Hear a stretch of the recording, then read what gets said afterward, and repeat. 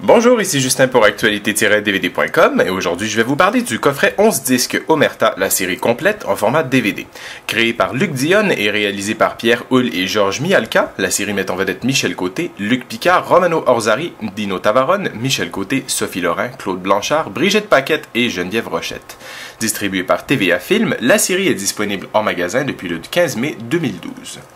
Présentée en 3 saisons, la série Omerta est une série policière qui dépeint la lutte que la Sûreté nationale mène contre le crime organisé montréalais qui réunit le monde de la mafia italienne et des motards. L'histoire se concentre sur les agents de stupéfiants Pierre Gauthier et François Pelletier, devenus enquêteurs du crime organisé, ainsi que sur l'ascension du mafioso Nicky Balsamo au sein du crime organisé. Dans le but de mousser la sortie prochaine du film Omerta, la compagnie de distribution de films et de télévision TVA Film a réuni dans un ensemble de 11 disques les 38 épisodes de 45 minutes chacune, soit 3 saisons de la série culte des années 90 du même nom. La télévision est sans contredit une partie intégrante et essentielle de la culture québécoise depuis les années 50. Et elle a mis des années 90 une série télé créée et écrite par Luc Dionne, un nouveau venu du monde de la télévision et du cinéma, débarque sur les ondes de Radio-Canada.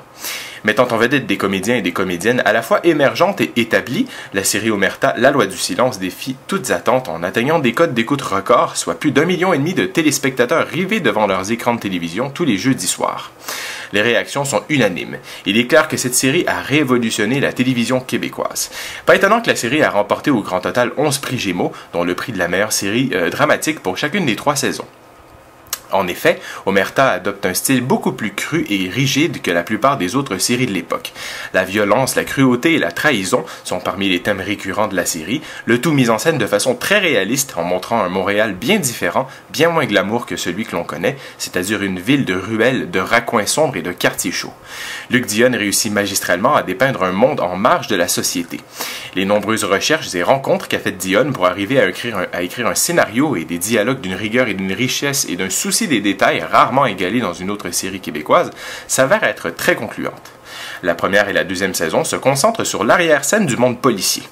D'épisode en épisode, le scénariste Luc Dionne écrit un remarquable jeu du chat et de la souris, intriguant et plein de suspense, avec d'excellents revirements de scénario qui vous tiennent en haleine du début à la fin.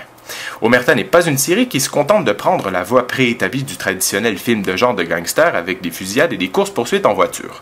Au contraire, la série se concentre davantage sur un mode plus tactique, stratégique et opérationnel plutôt que simplement de foncer dans le tas, si vous me permettez l'expression.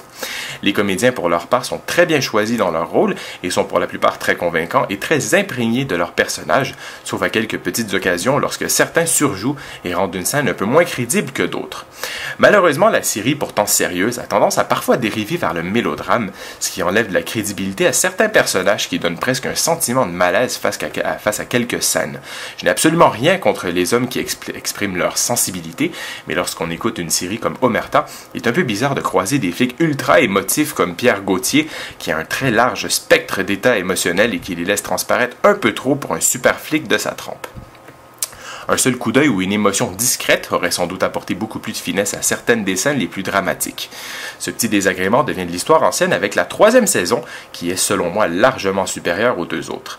Cette fois-ci, les spectateurs sont transportés au cœur de la mafia italienne. Le scénario emprunte ici une voie particulière, celle du flashback.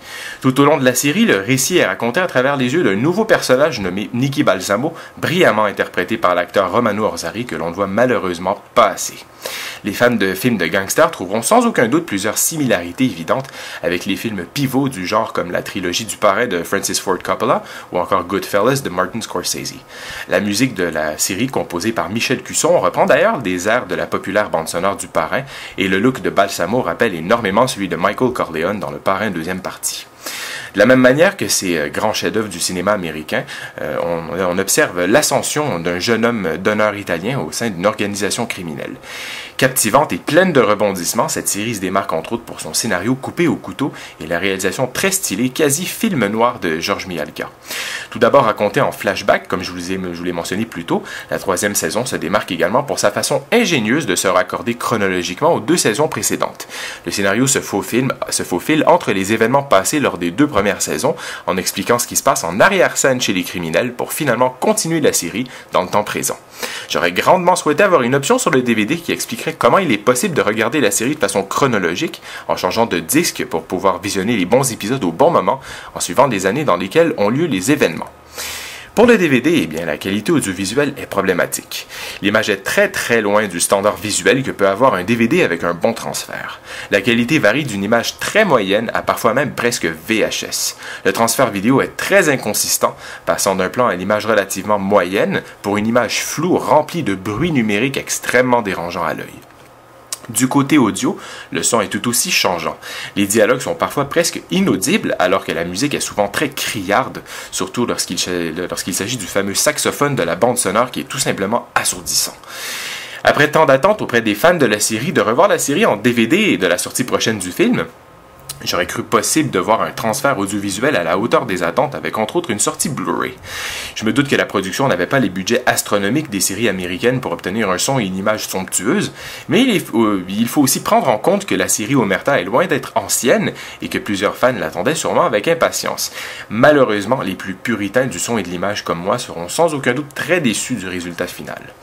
Du côté technique, une piste française Dolby Stereo 2.0 est disponible sur les 3 saisons. Des sous-titres pour malentendants pour la saison 3 sont annoncés au dos du coffret, mais ne sont pas présents sur aucun des disques. L'image est présentée en format 1.33. Pour les suppléments, 4 entrevues, dont 2 avec le scénariste et créateur Luc Dionne et 2 autres avec les acteurs Michel Côté et Dino Tavarone sont disponibles.